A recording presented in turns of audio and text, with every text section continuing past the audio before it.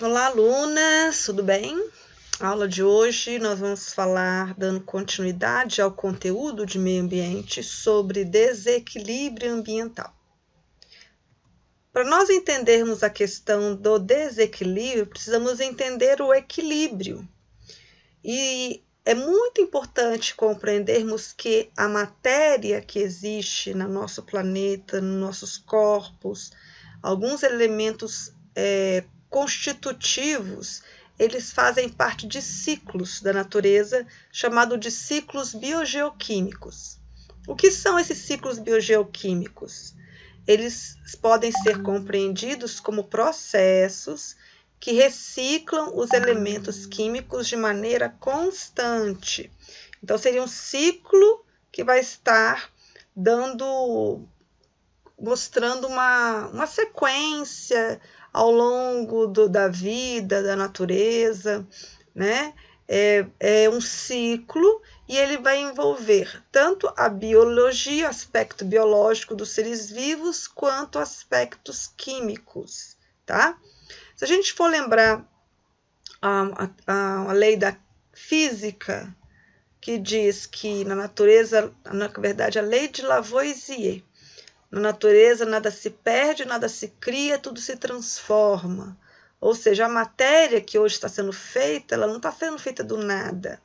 Ela está sendo derivada de alguma outra matéria que está sendo transformada. Então, os ciclos biogeoquímicos estão mostrando justamente de onde está vindo a matéria para onde ela está indo. Então, está mostrando todo o ciclo que essa matéria está percorrendo. E os principais elementos que se estudam nesses ciclos é a água, é o carbono, o nitrogênio, tem também o ciclo do oxigênio e o ciclo do fósforo. Só que nós não vamos estudar esses dois últimos. Vamos usar como modelos esses três. O ciclo da água é muito conhecido por todos nós, né? A água que está em estado líquido, ela vai passar por processo de evaporação e vai ser levado na forma de vapor para as nuvens. A transpiração também dessas águas dos seres vivos também vai se somar com a água evaporada. Essa água que está no vapor vai, depois de um tempo, se unir, se condensar e vai precipitar na forma de chuva. Dessa precipitação, essa água ela pode ser dirigida, ser conduzida para rios, lagos e oceanos, ou ela pode infiltrar para os lençóis freáticos, que também podem desembocar de uma forma exteriorizar, na forma de nascentes, né?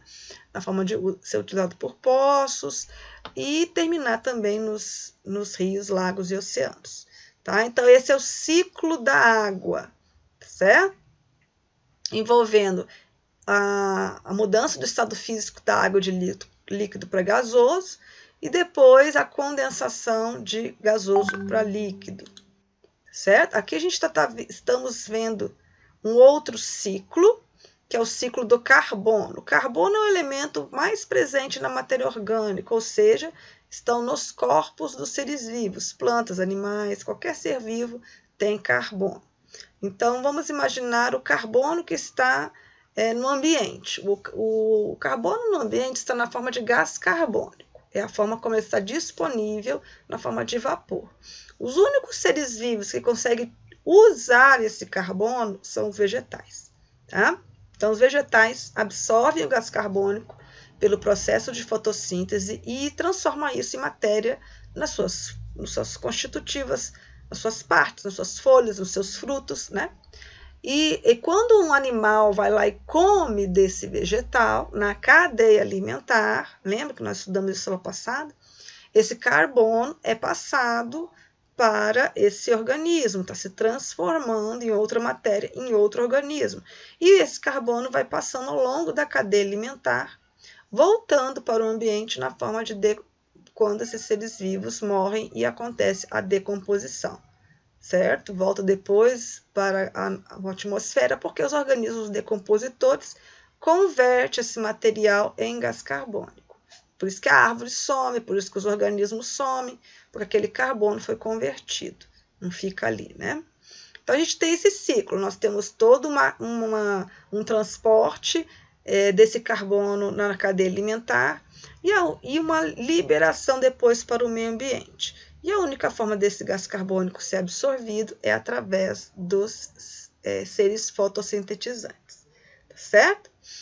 A gente tem ciclo tanto no ambiente terrestre como no ambiente marinho, porque nós temos produtores nos dois ambientes, ok? Outro ciclo é o ciclo do nitrogênio. O nitrogênio é um elemento muito importante, faz parte da constituição das proteínas e é um elemento essencial aos nossos organismos. Depois da água, a proteína é o elemento mais rico. Ele é composto de carbono, proteína, mas tem o nitrogênio que faz parte. Bom, existe nitrogênio na natureza? Existe, a maior parte do nitrogênio está na forma de nitrogênio atmosférico, N2, é um gás. Mas nenhum ser vivo consegue assimilar, a não ser bactérias. Tá? Então, existem bactérias nitrificantes que conseguem absorver esse nitrogênio do ar, e aí ele transforma esse nitrogênio em amônia, tá? Então, ele vai transformar esse nitrogênio em amônia. Os organismos liberam nitrogênio que estão presentes nos nossos corpos também na forma ou de amônia ou de ureia nas suas urinas, tá? Também quando eles morrem, esses corpos são decompostos e as bactérias decompositoras liberam essa amônia. Ok, e o que essa amônia faz? A planta não consegue muito absorver amônia. Como é que ela vai chegar ao vegetal e depois chegar a nós? Vem pela cadeia alimentar, sim, através de um produtor. Só que existem um grupo de bactérias no solo que vão processar essa amônia. Essa amônia vai ser convertida em nitrito, tá? E esse nitrito, aqui, esse NO3 está errado, tá? É NH3, aqui é o hidrogênio. Aí, outras bactérias do gênero Nitrosomonas vai converter em nitrito, amônia. E outras bactérias do gênero Nitrobacter vai converter o nitrito em nitrato, ok? Só o nitrato que é assimilável pelas plantas. Então, as plantas conseguem absorver o nitrato e aí ela é colocada na sua constituição. Quando os animais herbívoros comem esse vegetal, esse nitrogênio passa para os seus corpos, assim vai. Ok? Uma das plantas existem plantas que convertem mais esse sistema, que conseguem absorver mais nitrogênio do que outras. As leguminosas têm nas suas raízes colônias dessas bactérias aqui, ó, Nitrosomonas, Nitrobacter, vai ter tipo gruminhos, algumas áreas que ficam nas suas raízes, que ficam associadas a essas bactérias, e por isso que as leguminosas conseguem ser ricas em nitrogênio, ricas em proteína, sendo muito importante na nossa dieta. Um exemplo de leguminosa é o feijão, a soja, a lentilha, a vagem, tá? Que são exemplos dessas plantas ricas, porque conseguem fazer essa associação com essas bactérias. Bom, falei do ciclo e agora eu pergunto, será que nós podemos afetar esse ciclo? Tá? Sim, podemos afetar o ciclo. Nós podemos, se existe um ciclo e esse ciclo está em equilíbrio, será que nós conseguimos fazer com que esse ciclo fique desequilibrado? Conseguimos, né? Então, a gente vai ver quais as principais ações que nós desequilibramos o ciclo. Bom, vamos imaginar o ciclo da água. Como é que nós desequilibramos o ciclo da água? A água está evaporando, condensando, né? Então, o homem pode agir dando um destino errado dessa água que estaria disponível às pessoas, disponível ao ambiente. Toda vez que o homem age em alguma coisa afetando esse ambiente, a gente chama essa ação do homem de ação antrópica, tá? E, no caso, nós podemos afetar a água de várias formas. Nós podemos poluir essa água, diminuindo a disponibilidade dela, a potabilidade dela. Nós podemos usar de forma indiscriminada, sabemos que a água doce é um recurso limitado, porque ela depende da evaporação dos mares e vir na forma de chuva.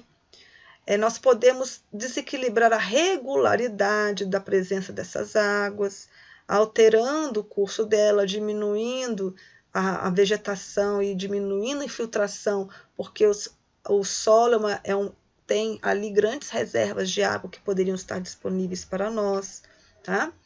Nós podemos afetar o ambiente também, afetando a questão da chuva através do efeito estufa.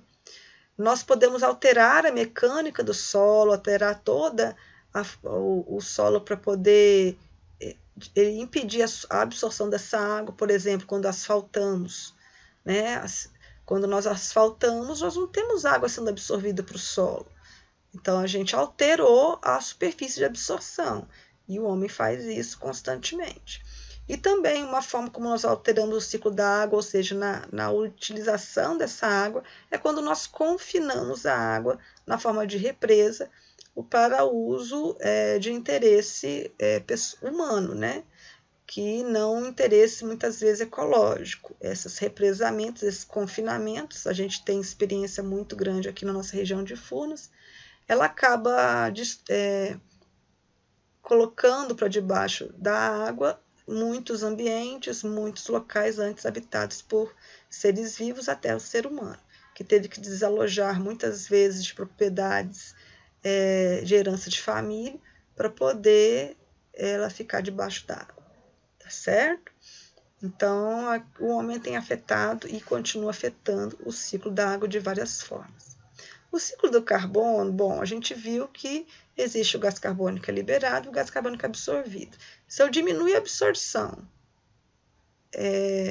cortando as árvores, destruindo as florestas, e aumentar a liberação, aumentando a liberação de poluentes à base de gás carbônico, os poluentes fósseis, né? Eu estou liberando muito e absorvendo pouco, eu vou ter um desequilíbrio, que antes estava em equilíbrio, né? O ciclo estava em equilíbrio. E isso nós temos visto, né? É o que a gente tem feito, nós estamos aumentando o efeito estufa. Vamos lembrar que o efeito estufa é algo importante no nosso planeta, pois sem o efeito estufa, nós congelaríamos à noite e não aguentaríamos o sol durante o dia. Então, nós temos um clima ameno, nós conseguimos ter esse clima com uma pouca variação do dia e noite de temperatura por causa do efeito estufa. O que é o efeito estufa? Bom, a luz do sol, quando ela bate, ela interage, a luz interage com aquilo que está aqui na Terra. Parte dessa energia solar, ela é refletida e volta para o espaço, tá? Volta para o espaço. Parte dessa energia é absorvida pelos seres vivos que estão ali, tá certo? E quando essa luz é refletida, ela pode encontrar ali corpos ao longo do caminho, como nuvens, como elementos nos gases, aí ela bate e volta, que encontra a outra superfície e sobe de novo, e bate e volta. E esse calor aprisionado na nossa atmosfera é o que naturalmente nós chamamos de efeito estufa, tá? Quando nós alteramos os gases e aumentamos, nós estamos aumentando a capacidade do efeito estufa. É como se eu tivesse coberto de lençol e agora eu vou me cobrir com edredom. Não vai esquentar mais o edredom? Por quê? Porque eu aumentei a camada que estava sobre mim. Então, é mais ou menos assim. Nós, ao liberarmos muito gás carbônico, e não é só o gás carbônico, tem outros gases, tá? O gás metano, o gás à base de enxofre, à base de nitrogênio. Tem outros gases que fazem parte. Quando nós alteramos e aumentamos essa composição de gases do efeito estufa, é como se nós mudássemos a nosso lençol, nossa colcha fininha para um cobertor mais grosso. E assim nós esquentamos mais a atmosfera terrestre, o ambiente em que vivemos, e isso tem provocado alterações climáticas ao longo do tempo. Tá certo? Outra questão que tem, já que nós estamos falando de poluição, vou pegar o gancho, é a inversão térmica. O que é a inversão térmica? Bom, de uma forma natural, o ar quente ele é mais leve. Lembra do balão que sobe. Por quê? Porque se colocar ar quente nele, ele levanta o balão. Então, o ar quente, por causa do calor, ele fica mais leve e sobe, pela alteração da disposição das moléculas. No frio, ele desce, é por causa da geladeira. Embaixo, o frio é mais frio do que em cima. Em cima, que eu falo não no congelador, né? Então, a gente tem esse ciclo natural assim. E com isso forma os ventos. O ar quente sobe, o frio desce, e aí isso ajuda a ter a motilidade dos ventos. É muito comum na orla da praia, onde a gente vê aqueles ventos que estão se propagando ali para nós, né? Bom, o que acontece é que na inversão térmica, esse ar frio, o ar quente que deveria subir, ele fica aprisionado, tá? Então, a gente tem aqui, ó, a gente tem a poluição sendo gerada e tá frio, não tá frio no inverno? Então, tem uma camada de ar frio, porque tá frio, tá? E o ar frio é mais embaixo, então, naturalmente, o ar quente vai ser um pouquinho mais em cima. Só que o que acontece? As fábricas começam a liberar muita coisa nas chaminés, inclusive quente, ar muito quente. E esse ar quente que está aqui, ele é aprisionado pelo ar frio que está aqui, tá certo? E com isso, esse ar quente não consegue dissipar. Não é que se esquenta, mas os poluentes não conseguem dissipar. Ele fica preso aqui, por causa da camada de ar frio que está querendo descer e está segurando o ar quente que está querendo subir, porque é uma quantidade bem menor, tá? E aí os poluentes também ficam aprisionados e dá em São Paulo, no inverno, aquela visão toda branca, né, de poluição, as crianças têm problema respiratório, tá? Então, é isso que acontece, certo? Não acontece a dispersão de gases que aconteceria nessa situação. Outra questão que a gente tem afetado, mas agora já foge um pouquinho dos ciclos que nós estudamos agora, não está relacionada ao gás carbônico nem à água, mas está relacionada ao oxigênio, é sobre a camada de ozônio. O ozônio é o O3 e o oxigênio é o O2. O ozônio tem 3 moléculas de oxigênio e o gás oxigênio tem 2 moléculas de oxigênio. Então, o ozônio ele é formado nas camadas mais altas da nossa atmosfera. É comum ter bastante ozônio lá, e o ozônio ele filtra a luz contra a questão dos raios ultravioletas do Sol. Os raios ultravioletas do Sol, eles são muito lesivos, eles podem ser cancerígenos sem doses exageradas, uma incidência exagerada sobre nós. Então, acontece que esses raios ultravioletas, olha, tudo isso aqui é ultravioleta.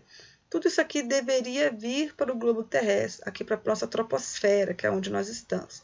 Isso aqui só não vem, só está vindo isso, porque a camada de ozônio está bloqueando. Então, a camada de ozônio ela é muito importante para bloquear.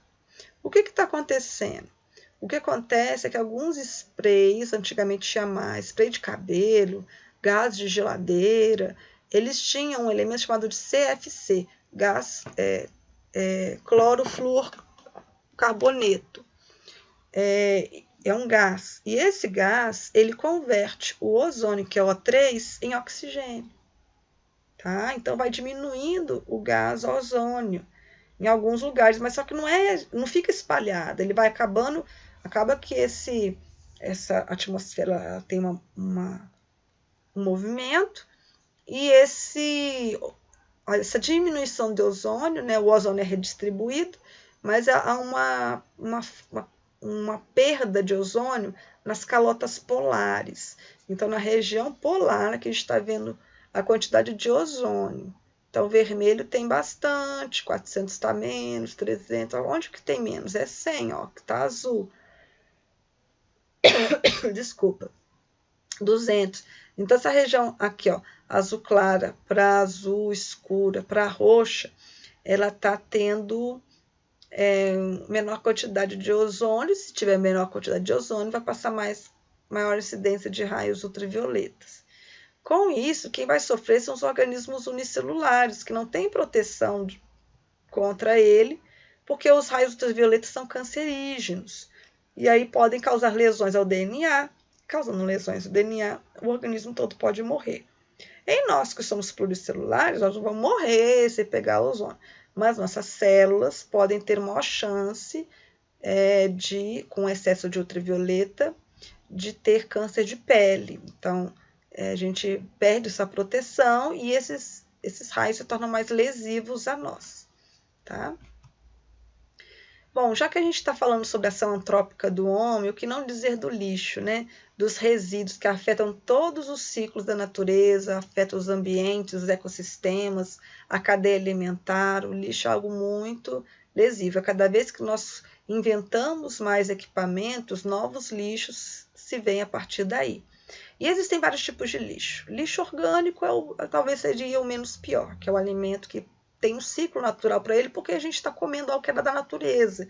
Então, a natureza tem sua forma de reciclar. Mas existem coisas que não são da natureza. Não existe uma árvore de pilha, não existe um computador, não é natural. Então, a gente vai ter que ter... Isso aí não tem um ciclo natural. Então, o ser humano tem que criar esse ciclo. Daí vem os lixos, o lixo industrial, que é os resíduos de indústria, o lixo hospitalar, que é rico em contaminantes, né? O lixo agrícola, que são os defensivos, os pesticidas, os equipamentos agrícolas, o lixo eletrônico, o lixo urbano, o lixo doméstico, e a gente poderia até dizer o lixo social, né? Que não foge um pouco da matéria, mas vai para a questão social aí, que também existe. Certo? Bom, se o lixo se torna um problema para toda essa questão ambiental, dos ciclos que nós acabamos de ver, a gente tem que entender que precisamos compreender esse lixo. Quanto tempo demora para eles saírem, para os processos naturais acontecerem? Olha só nesse gráfico aqui, as latas de alumínio demoram de 80 a 100 anos para poder se decompor. As embalagens plásticas de 30 a 40 anos, o chiclete de 5 a 8, gente, chiclete, olha só. O papel comum de 2 a 4 meses, o vidros e cerâmicas, gente, 4.000 anos. Vê se pode um negócio desse, cerâmica. E as embalagens de isopor, 150 anos. Então, olha quanto tempo desse material. Ele não vai se decompor de forma rápida e vai ficar aí, fazendo o quê? Lixo.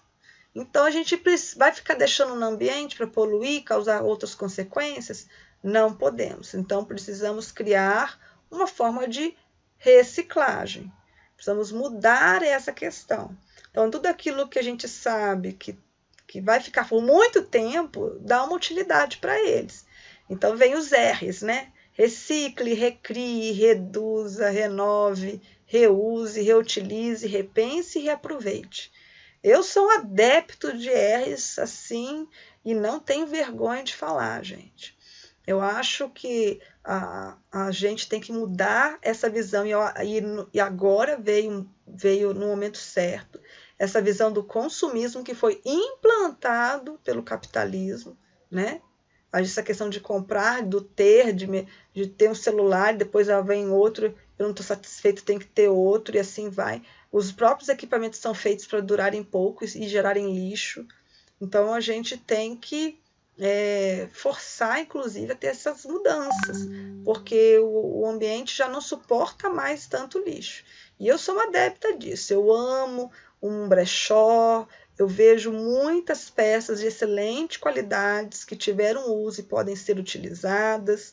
Não tenho vergonha de dizer, eu sou uma adepta, amo. Eu vou até uma cidade, vou passear. O meu turismo, às vezes, é em alguns brechós lá, porque eu gosto de ver a cultura local e as roupas que ali aquela cultura possui. Eu acho muito instrutivo, acho muito interessante isso. E também gosto muito de dar utilidade a baldes, a plásticos que a gente tem aqui, utilizando às vezes para fazer um vasinho de horta, algum equipamento que pode ser para guardar utensílios aqui no meu escritório. E um dos últimos que eu fiz aqui, vou até mostrar para vocês.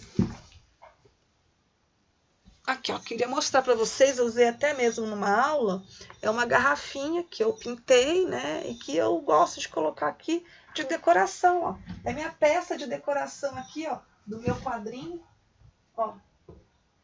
Eu coloquei ela lá, né? Então, a gente pode ter muita funcionalidade para materiais que vão ficar muito tempo aí na nossa natureza. Tá certo? Então, que a gente possa ter uma mudança de visão, pensar naquilo que a gente vai jogar fora, se ele não teria uma utilidade e se nós poderíamos consumir menos, tá? Utilizar aquilo, porque se aquele latinha vai servir como vaso, eu vou deixar de comprar um vaso. Se aquele equipamento vai servir de eu colocar uma caneta, eu vou evitar comprar um porta-caneta. E assim vai, a gente vai acabar repensando qual a utilidade que aquele equipamento tem e a gente vai consumir menos, tá certo? Precisamos mudar, e urgente. Bom, nossa atividade prática não poderia ser menos do que essa, reciclagem, tá? E a gente também está sempre inserindo nossas tecnologias. Temos que utilizar cada vez mais, porque isso já entrou para dentro do nosso sistema educacional há muito tempo e agora com muito mais ação, tá certo? Então, cada um de vocês vão ter que desenvolver a reciclagem de alguma coisa. O meu já está pronto, é a minha garrafinha.